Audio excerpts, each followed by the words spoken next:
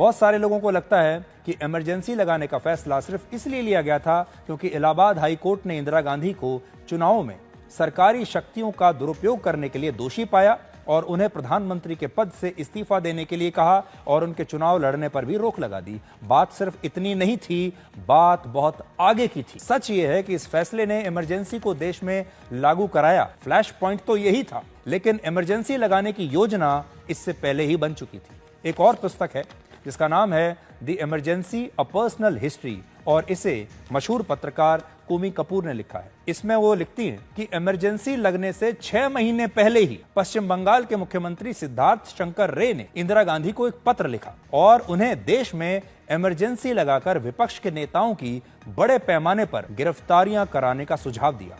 अब सोचिए, तब तक तो इलाहाबाद हाई कोर्ट का ये फैसला नहीं आया था। उससे पहले ही सिद्धार्थ शंकर रे ने ये चिट्ठी इंदिरा गांधी को लिख दी थी और इमरजेंसी का सुझाव दे दिया था और कह दिया था कि विपक्ष में जितने भी बड़े नेता हैं सबको गिरफ्तार करके जेल में डाल दो। और बाद में इंदिरा गांधी ने किया भी वही। ऐसा कहा जाता है कि इसके पीछे एक मंशा ये भी थी कि देश की सत्ता में कांग्रेस हमेशा के लिए स्थायी हो जाए और इंदिरा गांधी आजीवन भारत की या तो राष्ट्रपति बन जाएं या प्रधानमंत्री बन जाएं। मतलब मंशा यह है कि वो देश की मुखिया बन जाएं, चाहे वो राष्ट्रपति के तौर पर रहें या प्रधानमंत्री के तौर पर रहें, और आजीवन वो इस पद पर रहें। बिना इमरजेंसी लगाए ऐसा करना मुमकिन नहीं था। और जब इमरजेंसी लागू हुई तो कांग्रेस में इंदिरा गांधी के प्रति वफादार रहने वाले नेताओं ने उन्हें ऐसा करने का सुझाव दिया, खुशी खुशी दिया, क्योंकि सब इंदिरा गांधी को खुश करना चाहते थे। और इंदिरा गांधी ने भी बड़ा खुश होकर इस पर अपने बाकी नेताओं को विचार विमर्श करने की सहमति दी कि आप लोग बैठिए, कमेटी बनाइए और इस पर विचार कीजिए कि ये कैसे हो सकता है। और इसी विचार को बल देने के लिए दिसंबर 1975 में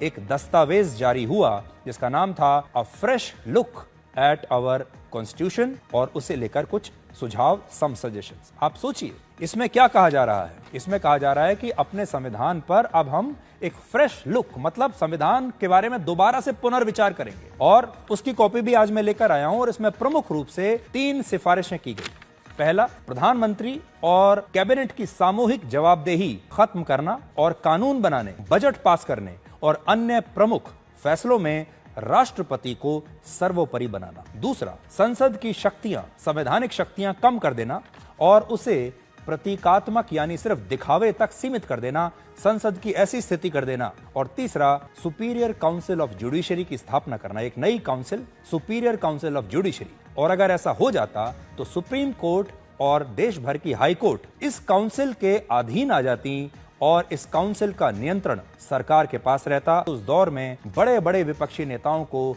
चिन्हित करके उनकी गिरफ्तारियां हुई। जिस भी नेता के बारे में ऐसा लगता था कि ये आगे चलकर चुनौती दे सकता है, ये आगे चलकर कोई विपक्षी पार्टी बना सकता है, हर उस नेता को गिरफ्तार करके जेल में डाल दिया गया।